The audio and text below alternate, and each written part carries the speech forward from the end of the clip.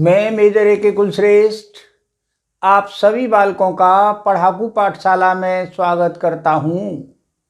बालकों, हम दिन प्रतिदिन अंग्रेजी वाक्यों का अनुवाद करने के लिए कुछ न कुछ स्ट्रक्चर्स प्रतिदिन सीख रहे हैं। आज हम कुछ प्रीपोजिशनल फ्रेज या कहिए कि कुछ कंपाउंड प्रीपोजिशंस का इस्तेमाल करना शुरू करेंगे। बालकों, आज हम आपको ऐसे वाक्यों का अनुवाद करने का सरल तरीका सिखाएंगे जिन वाक्यों में के कारण अथवा की वजह से की ध्वनि आती है। जैसे कोरोना के कारण स्कूल बंद कर दिए गए, लॉकडाउन के कारण मैं कहीं न जा सका। इन वाक्यों में के कारण अथवा की वजह से का ध्वनि आ रही है। कभी कभी कुछ बच्चे इसके कारण की ध्वनि के मारे भी कर देते हैं। जैसे जब वे बोलते हैं तो कैसे बोलते हैं जरा देखो, डर के मारे मैं खेत पर नहीं गया। के मारे के बजाय वो के कारण या की वजह से भी बोल सकते हैं, परंतु के मारे प्रचलन में है इसलिए हमने इसको भी ऐड कर लिया है। अब के कारण अथवा की वजह से की जो अंग्रेजी प्रयोग की जाएगी वो बोर्ड पर लिखी हुई हैं। हम इनमें से कोई सी भी प्रयोग करेंगे। के कारण और की वजह से के लिए कितनी अंग्रेजी प्रीपोजिशनल फ्रेज हैं देखिए। बिकॉज ऑफ के कारण, ओइंग टू के कारण, ऑन अकाउंट ऑफ के कारण, बाई डिंट ऑफ की वजह से के कारण, ड्यू टू के कारण, आउट ऑफ के कारण। इन सभी का अर्थ समान होता है।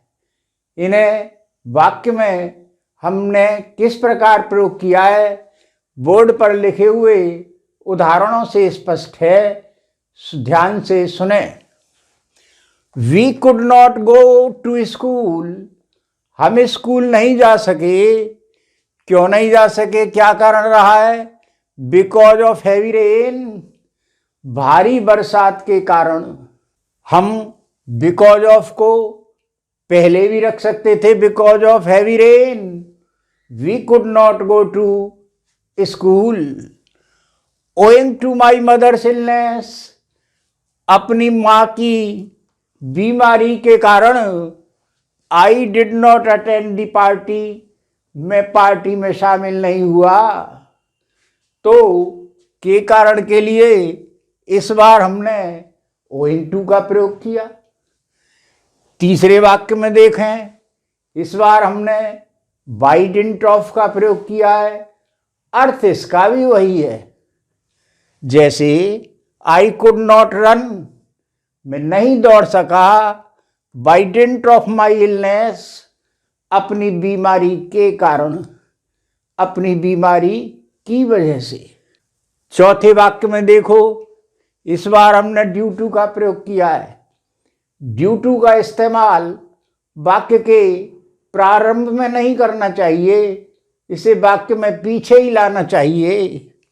जैसे I can not help you, मैं तुम्हारी मदद नहीं कर सकता। Due to having no money, क्योंकि मेरे पास पैसा नहीं है। एक और वाक्य देखें जिसमें आउट ऑफ का प्रयोग किया गया है के कारण के लिए। जैसे आई हेल्प यू, मैं तुम्हारी मदद करता हूं। कारण क्या है, किस लिए कर रहा हूं?